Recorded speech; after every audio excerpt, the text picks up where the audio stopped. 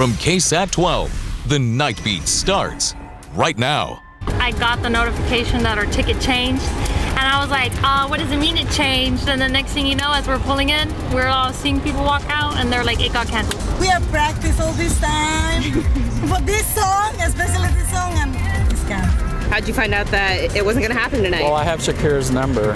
No, I'm just kidding. Shakira shut down. Disappointed fans sounding off tonight just moments after learning the Shakira concert tonight in San Antonio was postponed. Yeah, some fans actually told us they were outside the Alamo Dome for hours in the hot sun. They were waiting for those doors to open before they were ultimately sent home. As of now, it appears a new concert date will eventually be announced. But why did this even happen? It turns out because of a, quote, structural issue with Shakira's stage. Shakira posted this image to Facebook just a little while ago showing what appears to be part of her stage, citing an issue with the structure built by a third party. And she's also apologizing for having to reschedule her sold-out show here in San Antonio. Live Nation Entertainment also releasing a statement tonight saying, quote, unfortunately, Shakira's performance tonight has been postponed due to structural issues. All previously purchased tickets will be honored for the new date once announced. More information will be emailed to ticket holders directly when available. We apologize for the inconvenience, end quote. All right, so we know that ticket holders are obviously disappointed that the concert isn't happening tonight. Tons of people are probably also thinking about refunds right now. Richard Oliver, the communications manager for the city, told us that those people who paid $60 for parking through Park Hub will be reimbursed with the credit card that they used to make that reservation. So if this is you, and if you don't get a refund, just contact the Alamo Dome. It's also worth noting in all of this that this is not the only Shakira concert to be postponed in San Antonio, nor is it the first time this year. The Colombian singer-songwriter's concert originally slated for the Frost Bank Center on November 16th, 2024. However, Shakira announced a venue change to stadiums, quote, due to unprecedented fan demand. We also know that she canceled concerts in Washington, D.C. and Boston, also because of technical issues. You can read more about the story right now on KSAT.com. You can also read Shakira's full Facebook post after the postponement. Just look for the article on the homepage as soon as a new concert date is announced. Of course, we will bring that to you. Okay, so now we're going to turn to the biggest story of the week, obviously, the weather. Yeah, heavy rains turning deadly, and now everyone's wondering if there's going to be any rain this weekend. Adam also probably the only guy not disappointed that Shakira is not happening tonight because maybe he can go the next time. It gives me an opportunity. That's part of the idea, right? And Shakira, not if, but we know you're watching. You know, you're free tonight. We're fun people. Come hang out with us. We could have a good time. Weather's going to be quiet tomorrow for the most part. Just the low clouds in the morning. You know, the typical low gray overcast may look like it could rain. It's not going to. 76 degrees. And then sunny by noon and into the afternoon. 92 the high temperature. And we can't rule out a rogue pop-up shower or thunderstorm here or there. Low 90s for the most part. 92 here in town, 92 Poteet, 95 in Sabinal, mid 90s as you go farther to the west, closer to the Rio Grande. And basically, carbon copy days this weekend. It's just going to be the same thing over again on Sunday, on Father's Day. Again, a 20% chance. We do have to watch the West Texas wild card as that could bring decaying showers and thunderstorms, and maybe we could get some leftovers, but it's a fairly unlikely scenario, just that slight chance. So 20% Saturday and Sunday. Next week, we start to raise the chances again for more rain by Thursday and Friday. And I'll be back in a few minutes to talk more about exactly what we're watching and the type of tropical moisture that could move in just a bit.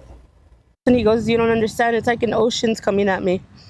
And she said, baby. And he said, I love you. And she said she loved him. And she said the call faded. And that was it. It's a daughter looking for her dad and reciting a husband's last words to his wife before that vehicle was swallowed by rising waters. So tonight we learned that 11 people are dead as a result of the flooding in the city. And many of those people that were killed in this area that you see behind us, they were killed there on the at the Parenvital Creek. Crews were finding more bodies in the daylight more than 24 hours after that big rain event. Yeah, and as we come on the air tonight, search efforts continue for people who are still missing at this hour. The San Antonio Fire Department tells us its primary search efforts are happening along Vital Creek between 410 and Austin Highway. That is on the near north side. Leon Creek near Highway 90 and Callahan Road, also a search site, and that's on the city's west side. An alarming scene just inside Loop 410 today at Perrin Bidle and Briar Glen Drive. One stop and go gone. The current so strong here at high tide it washed some cars from the convenience store parking lot down into the creek. There was a few houses right over there. And at the corner there was a convenience store. 4 feet of water came into the houses. And my neighbors and I, we ended up getting up on the roof. We got up to avoid the water? To avoid the water, yeah, till the water subsided. The city would not let those people rebuild. Why? Because of the flooding? Yeah, because of the water. They knew the water would probably come back up. Not so good memories from 1998. It's hard to believe it's been 27 years since this flood.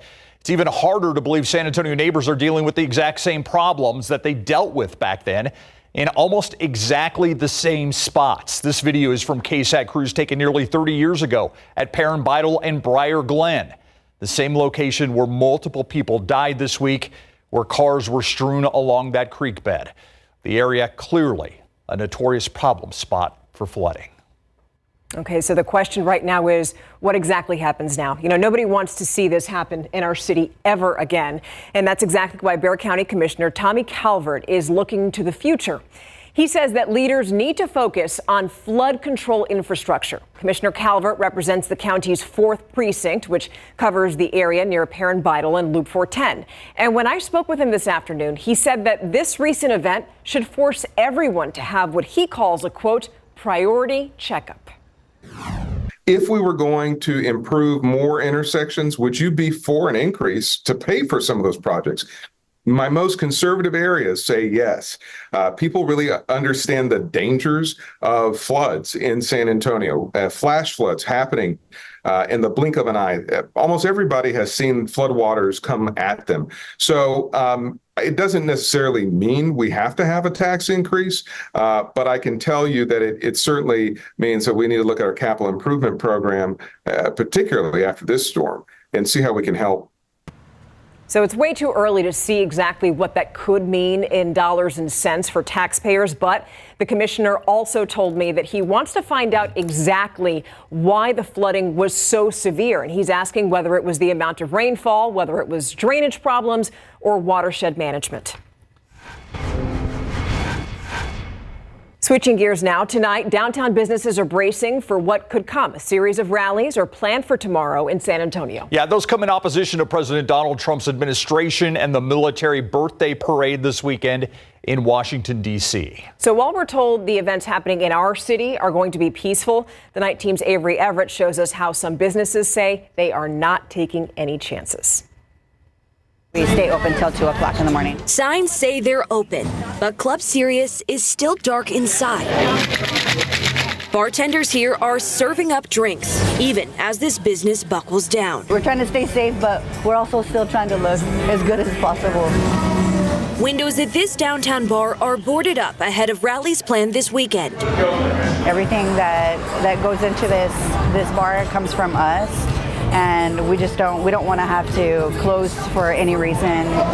These rallies scheduled for Saturday are in opposition of President Donald Trump's administration and the military parade happening in Washington, D.C. There has been no indication that these events in San Antonio will turn violent. Gas mask, I think it's gas. But protests in the past have business owners trying to be preventative. In 2020, there was a lot of destruction. That takes money away from our business, away from the team, and supporting their families. We counted half a dozen businesses newly boarded up this week, and we saw even more measuring their options. We have been making preparations since the beginning of the week. But not all of the businesses you see boarded up are because of the protests. This strip just south of City Hall has a lot of vacant stores, and they've been boarded up for a while.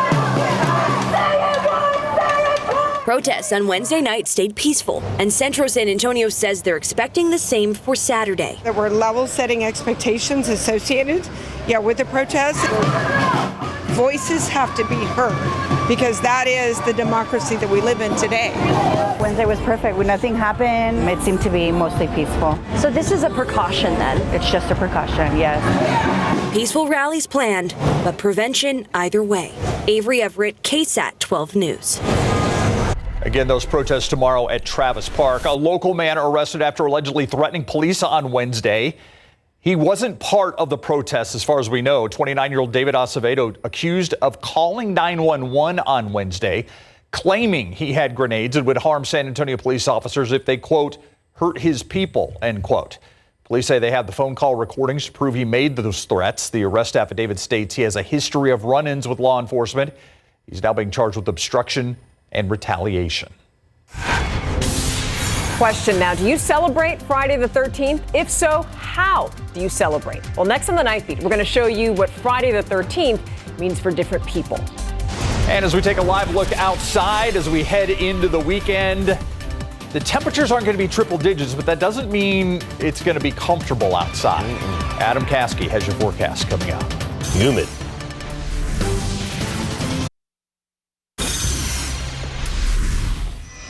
Friday the 13th, a day marked by superstition, scary movies, and sometimes the fleeting thought of getting an affordable tattoo. You should do it. Yeah, the night team Zari Not me, Oates. for some people. The night team Zari Oates caught up with a local psychic about how to avoid the misfortune that's typically associated with today's date. Most people know Friday the 13th as a day you can get a tattoo for a pretty affordable price. It's more about the tradition than anything else. But others use it as a day to release bad energy and manifest a positive future. Like me, I always have my 13 coins. Psychic Jacqueline Roldan started her psychic journey in Mexico and continues her work here in San Antonio. Some people today it is like a good day for them, you know, to ask for new beginnings. Different cultures have different approaches to Friday the 13th. In Spanish culture, some people today, like, they don't go outside, like Christianity, and a lot of people, you know, they believe that, you know, maybe that's like not a good day, because they sacrifice Jesus on Friday. While the date tends to get a bad reputation, Roldan tells me Friday the 13th is more about what's next. They chose that day to come to get cleansings, to kind of remove negativity, because today is a very strong day for new beginnings, for you know, new jobs, new house. So she did a little cleansing on me. Years and years, people there believe that when you clean yourself with an egg, you remove negativity. Not only is there a positive and negative spiritual aspect, but of course, there's always ink too. Joshua Aguirre, a tattoo artist on the South Side, says every Friday the 13th gives him an opportunity to give back. Today's economy is real inflated, you know, so it's kind of just something that we like to do to give back. A highly discounted tattoo also brings in new business. We do get a larger intake in clients that we've never seen before. And allows him to bring his Southside community together in his own backyard. The next Friday the 13th isn't until next year, so if you're superstitious, you've got 8 months until then. Zaria Oates, KSAT 12 News. All right, so if you're still interested in getting a tattoo, you have until 1 a.m. at some locations. Scan the QR code on your screen for a full list of participating shops. And I'm told, yes, Zaria did get a tattoo. Yeah, that was, yeah. I think it says something like Thermometer Thursday or maybe something like that. That's why she asked me for the logo earlier today. Yeah, I'm sure that's probably what it is. Those are kind of very popular, I think. Putting it all together, we got it.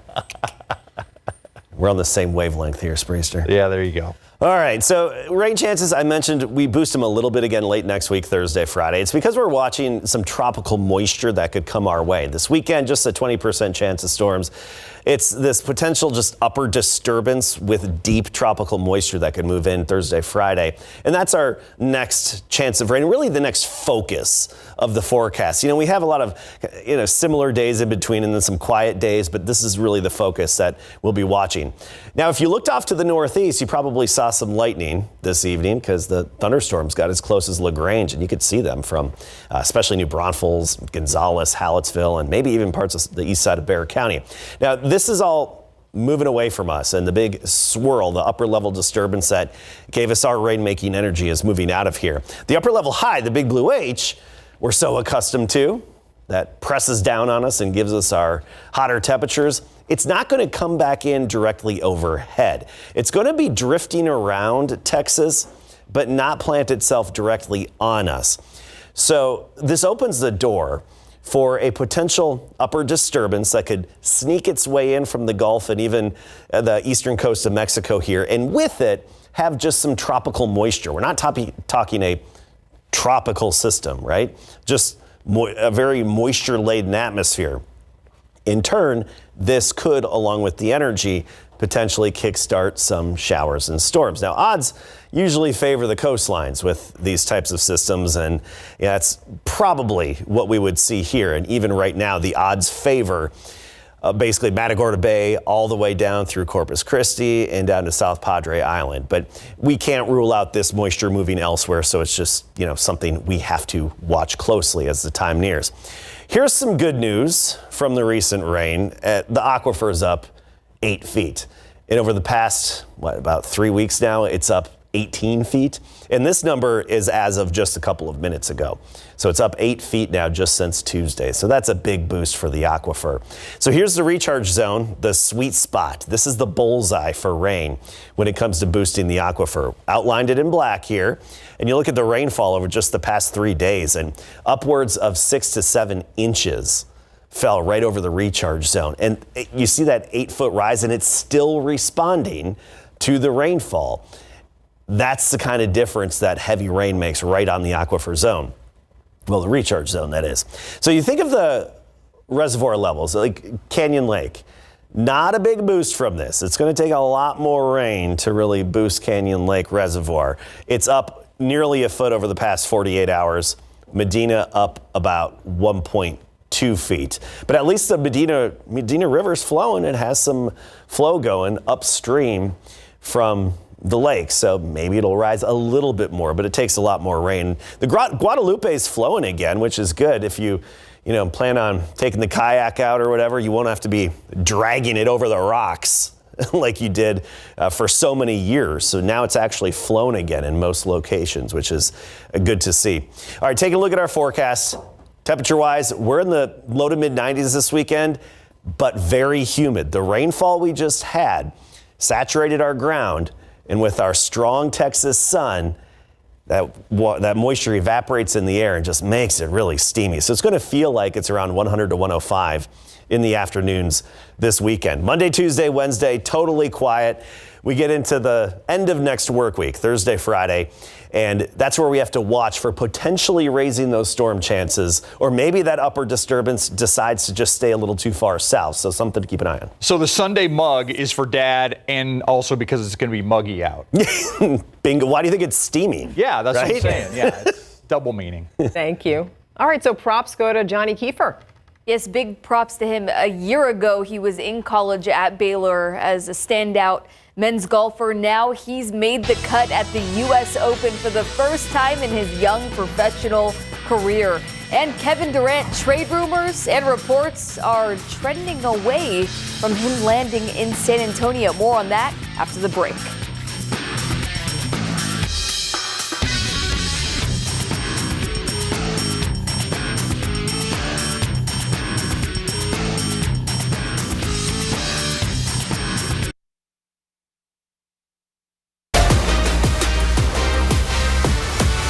One minute, the San Antonio Spurs are rumored to be a favorite to land Sun star Kevin Durant. The next, the Spurs are not even mentioned in Phoenix's trade talks. Welcome to the NBA offseason, everyone. ESPN's NBA insider Shams Charania reported that sources are telling him right now the Suns are focused on trade talks with 3 teams, the Rockets, Heat, and Timberwolves. And the sports books reflect that. Minnesota is heavily favored to acquire KD. San Antonio is plus 350. Well, OKC gets home court advantage back. The Thunder grind out a 111-104 victory in Indiana to tie up the NBA Finals at 2 games apiece. Game 5 is Monday at 7:30 right here on KSAT 12.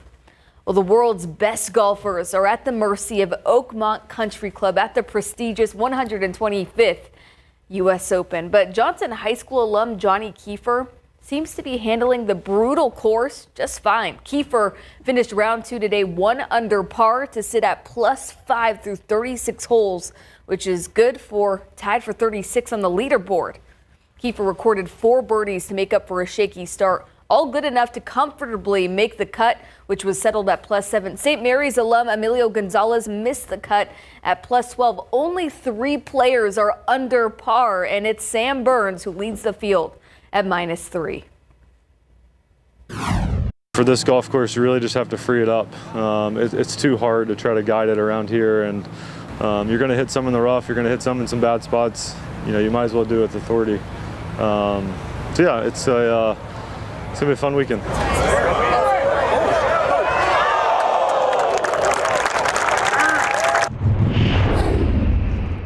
The Houston Astros dealt Alamo Heights alum Forrest Whitley to the Tampa Bay Rays in a trade for cash considerations today. This move allows the 27-year-old 6'7" right-handed pitcher a new opportunity to become a mainstay in the majors. The Stros designated Whitley for assignment on Sunday. How convinced are you at this point, and what makes you feel that way, if so, about this being the right place for you at this time? Just like you said, the guys, and then team speed, definitely. Team speed applies to the scheme, too, so if you got a lot of fast guys, you're definitely going to have a different scheme.